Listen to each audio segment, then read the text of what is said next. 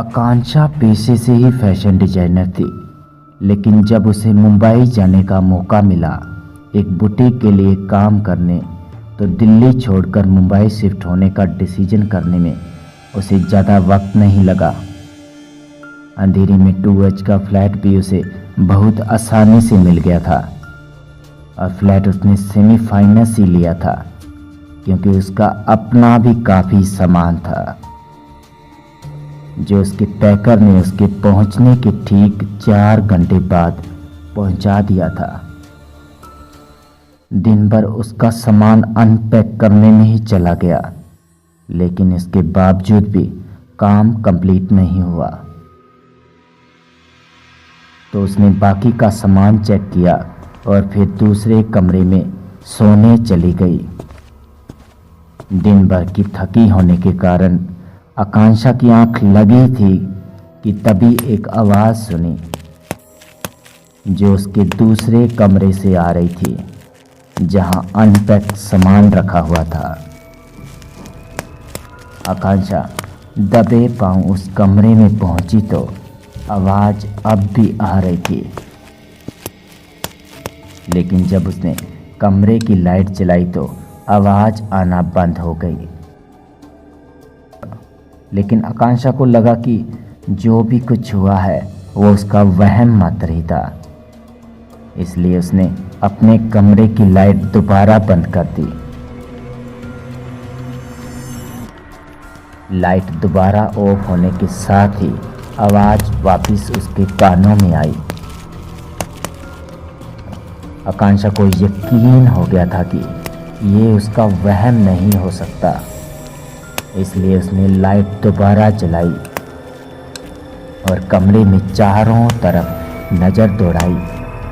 और उसके बाद उसे ना जाने क्या सूझी कि उसने सारे बबल रैप निकालकर डस्टबिन में फेंक दिए। कमरे की लाइट ऑफ करने जब वो वापस गई तो उसने ज़मीन पर 2 परछाइयाँ देखी। उसमें से एक परछाई चलते चलते बाहर चली गई। आकांक्षा का गला अब डर से सूख गया था कि वो भागते भागते अपने कमरे में गई कि तभी माँ का फ़ोन आया। नेटवर्क में शायद कोई प्रॉब्लम होगी, इसलिए 3-4 बार कॉल ड्रॉप हुआ और फिर जाकर उसकी माँ से बात हो पाई। आकांक्षा ने रोते रोते अपने साथ हुई सारी घटना माँ को बताई, जिसे सुनकर माँ ने कहा, बेटा इसमें घबराने की कोई बात नहीं है। तुम सुबह उठकर घर के हर कोने में कच्चे दूध के छींटे दे देना और हो सके तो हर दिन ऐसा ही करना। अपनी माँ से बात करने के बाद आकांक्षा को मन ही मन में बहुत शांति मिली कि तभी आंखों में हल्की हल्की नींद घुलने लगी थी। तो उसने फोन रखा और सीधा सोने चली गई। घड़ी में ज़्यादा नहीं, बस 11 ही बजे थे कि पूरे घर के सन्नाटे को सिर्फ एक ही चीज़ दौड़ रही थी, और वो भी थी घड़ी की आवाज़। कि ठीक तभी घर की डोरबेल बजी। आकांक्षा डरी हुई थी, पर क्या पता दरवाजे पर कौन हो। यही सोचकर दरवाजे तक गई। सिक्योरिटी सिस्टम इंस्टॉल था, इसलिए उसने मॉनिटर पर देखा तो लगा जैसे बाहर कोई औरत खड़ी है। बाहर अंधेरा था, इसलिए कुछ साफ से दिखाई नहीं दे रहा था बाहर कौन है। ये देखने के लिए आकांक्षा ने जब घर के बाहर के दरवाजे की लाइट जलाई तो अब बाहर मॉनिटर पर कोई नहीं था। आकांक्षा ने जैसे ही बाहर की लाइट स्विच ऑफ की तो उसे मॉनिटर पर फिर से कोई औरत दिखाई दी और साथ ही कानों में डोरबेल की आवाज़। आकांक्षा को जैसे 440 वोल्ट का झटका लगा हो। वो वहां से हिल नहीं पा रही थी और पागलों की तरह मॉनिटर को देखी जा रही थी।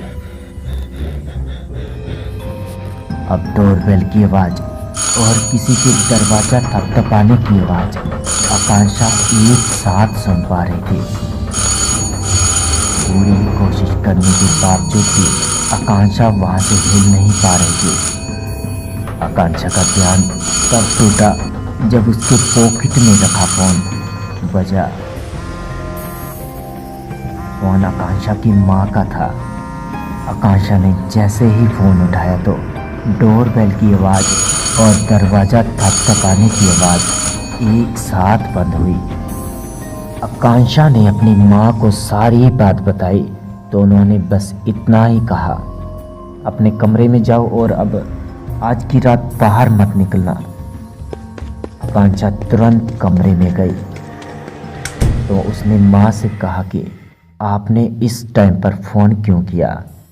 माँ ने कहा कि ना जाने मेरा मन नहीं मान रहा था, मुझे लगा कि तू किसी मुसीबत में है इसलिए मैंने तुझे फ़ोन कर लिया।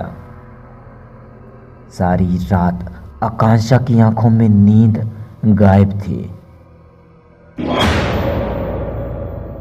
अगले दिन सुबह उठकर आकांक्षा ने पहले घर में कच्चे दूध के छींटे डाले और फिर उसके बाद बेफिक्र होकर उसने सारा सामान अनपैक किया और दोपहर तक चीज़ें सेटल करके टीवी देखते हुए सिलाई मशीन पर सिलाई का काम कंप्लीट करने बैठी थी कि टीवी पर आकांक्षा का फेवरेट शो आ रहा था।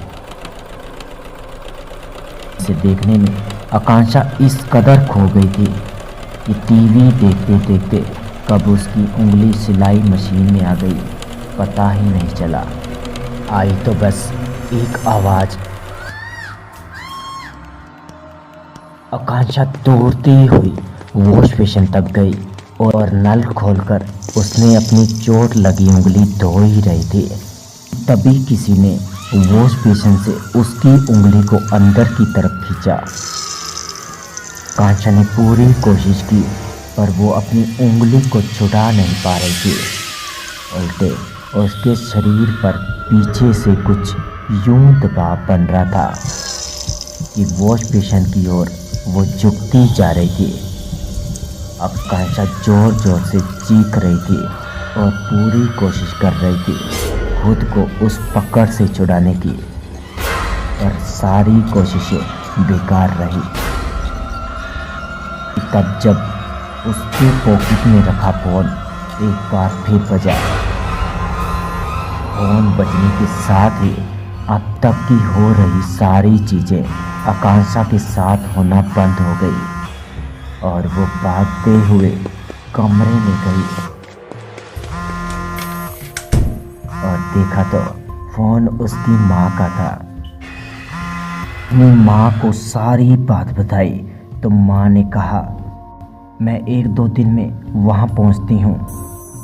आकांक्षा ने अपनी कटी हुई उंगली पर मरहम पट्टी की और ये भी रियलाइज़ किया कि वो जिस कमरे में सोती थी उस कमरे में उसके साथ अब तक कोई भी अजीब घटना नहीं हुई थी।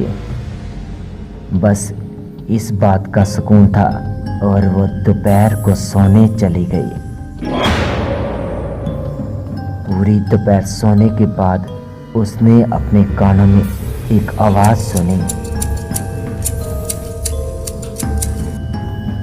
जब उसकी शाम को नींद खुली तो एक हाथ में कैंची देखकर वो पूरी तरह चौंक गई थी। उसने पलंग के पास के बटन को ऑन किया तो उसके पैरों तले जमीन खिसकने लगी क्योंकि पूरे कमरे में बाल ही बाल थे। आईने में जब खुद को देखा तो उसके लंबे घने बाल जगह जगह पर कटे हुए थे। वो पागलों की तरह चीख रही थी और रो रही थी कि तभी उसकी माँ का फोन आया।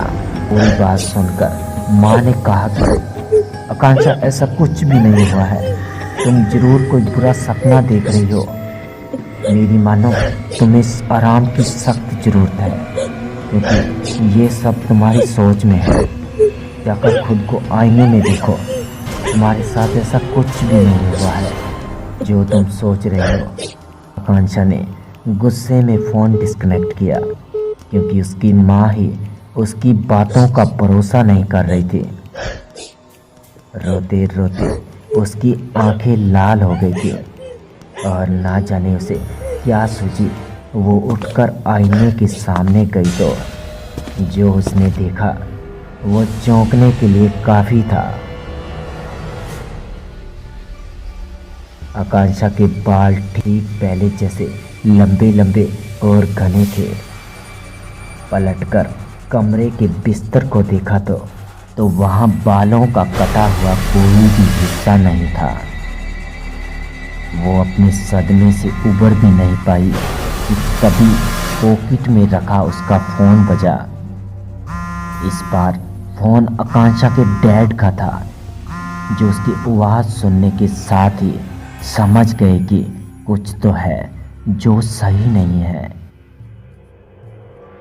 उनके पूछते ही आकांक्षा ने सारी बात बताई और बताया कि कैसे उसकी मॉम ने उसकी हर मुसीबतों में उसका साथ दिया है, नहीं तो वो इन मुसीबतों में अटकी रह जाती।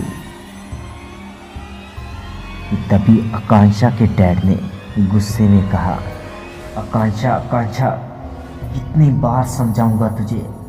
2 साल हो गए तुम्हारी माँ को गुजरे हुए, तुम क्यों नहीं मान लेती इस चीज़ को।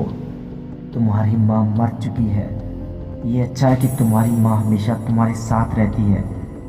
हाँ, तुम्हारी माँ है, तुम्हारे साथ रहेगी, पर ये दिन ब दिन तुम्हारी बीमारी बनती जा रही है और मैं हर दिन पागलों की तरह तुम्हें ऐसे नहीं समझा सकता कि तुम्हारी माँ मर चुकी है।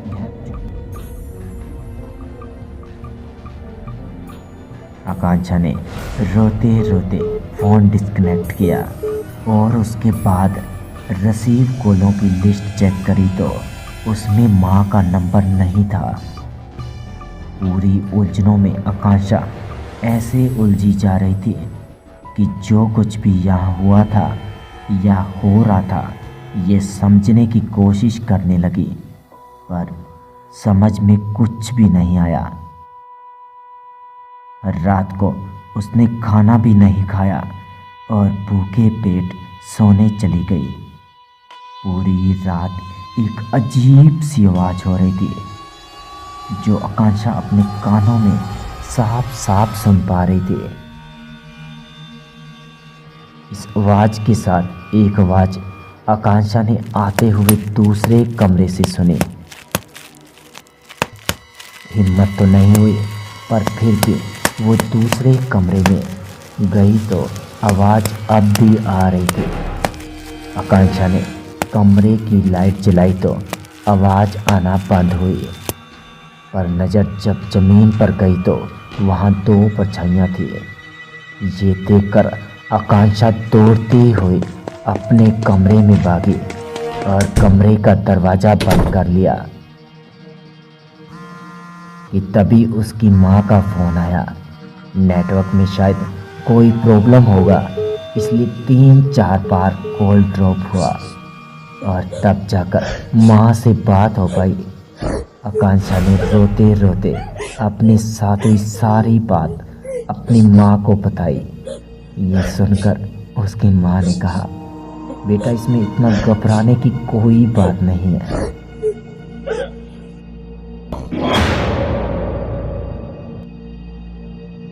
इंसान का दिमाग वही सच मानता है जिसको वो खुद सच नहीं मानना चाहता।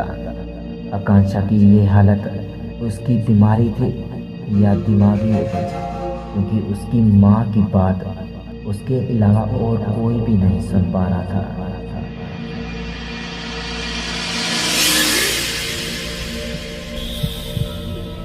तो दोस्तों, आज के लिए बस इतना ही। अगर आपको यह कहानी पसंद आई तो हमारे चैनल को सब्सक्राइब कर लें और बेल आइकन को भी दबा दें, जिससे कि हमारी नई वीडियो की नोटिफिकेशन आप तक पहुंच सके। तो मिलते हैं आगे ऐसी ही रोमांचिक परी कहानी में। तब तक के लिए गुड बाय एंड टेक